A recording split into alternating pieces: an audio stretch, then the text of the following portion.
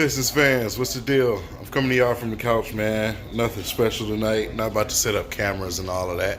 I already knew what was getting ready to happen tonight. If y'all seen my tweet earlier on Twitter, man, when they said Blake Griffin was out, I said good. I need Blake Griffin to be out. Blake Griffin should be out, and the Pistons should get their ass kicked like this in the first game. Best team in the NBA on both sides of the court. First of all, before I even get into that, let me say congratulations to Tiger Woods.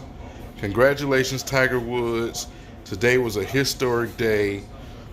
I was super excited to sit there and watch him win the Masters.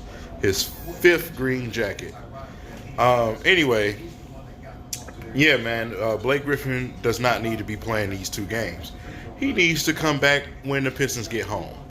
The Pistons need to ass kick like this. The only two people that came to play tonight was Luke Kennard and some of Reggie Jackson. Andre was getting all type of problems down there. We didn't get the whistles. If you look at the files, Bucks versus Pistons, it's hilarious, bro. No whistles. Some of them times Dre was down there yelling, yeah, he did get fouled. But some of them he was just being impatient.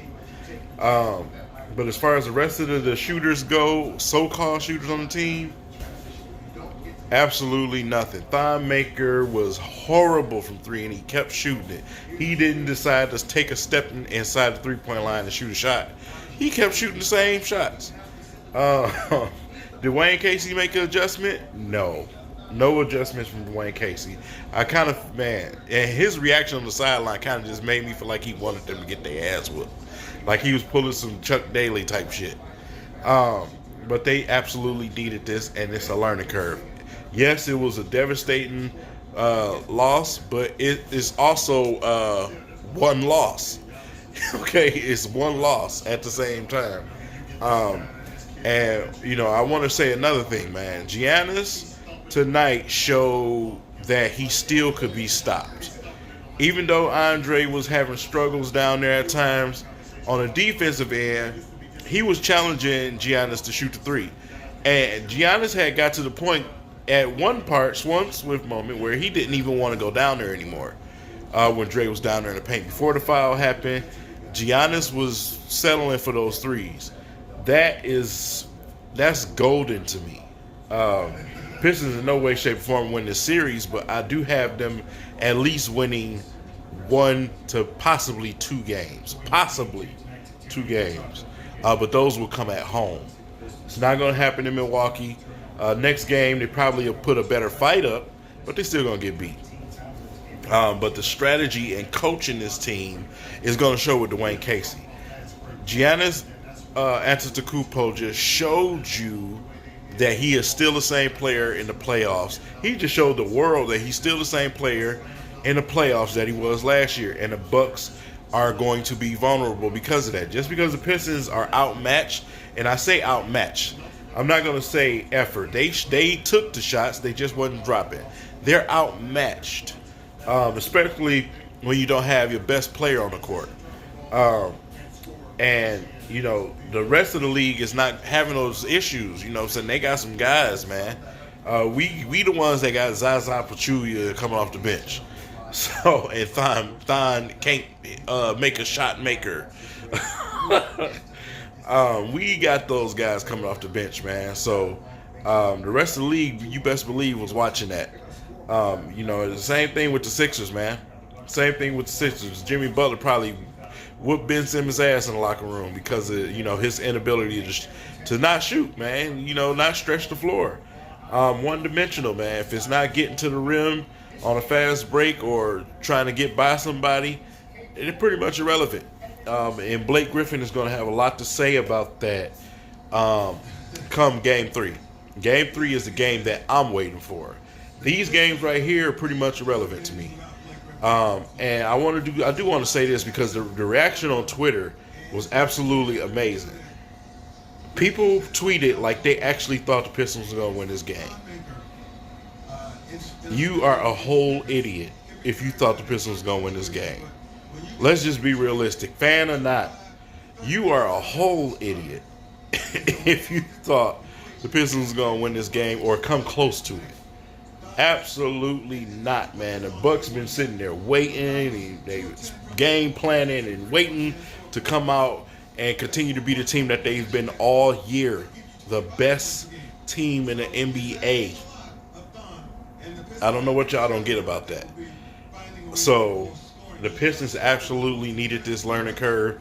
Another positive was Kyrie Thomas. He knocked some shots down, and that's all I wanted to see. I wish Steve Mikhailuk was in uniform, because I would have loved to see him play too. But that's what Dwayne Casey should have been did, is put them young guys in and tell the rest of them sit down. Sit down, save yourself some of the embarrassment. Put the young guys in, man, and let them get Giannis off the court. Simple as that, man. But Dwayne Casey gets his Jim Caldwell moments over there, sitting on the sidelines, man. He just freezes. But, with that being said, man, it's going to be a lot of clowning the Pistons on the TV. The radio is going to be unlistenable tomorrow. 97.1, you won't be able to listen to it tomorrow. But Game 3 is where I believe they're going to go with Blake Griffin. And I believe that from the beginning, and that's the strategy that I wanted to see happen from the beginning. So, if you're an emotional person, man, this video may not be for you, because you're not going to think straight. You see that score and you see what happened tonight, and you just crying in the corner. Sad little person you are. But guys like me and us, that know what NBA basketball holds, we're going to see what happened next game. Even though the Pistons probably are still going to lose, we're going to see what happened next game. I want to see Game 3. That's what I'm waiting on. So, definitely a devastating loss for the Pistons, man. A lot of heads down, and Andre's foul on Giannis, man, was of course going to be a flavor too. This is not the old school. You already know what type of day and time we live in. Dre pushed him, in the air. Giannis sold it some, but Dre pushed him, man. And Dre is a big guy. I'm all over the place right now because I'm trying to listen to him at the same time I'm talking to y'all. But Dre is a big guy, man.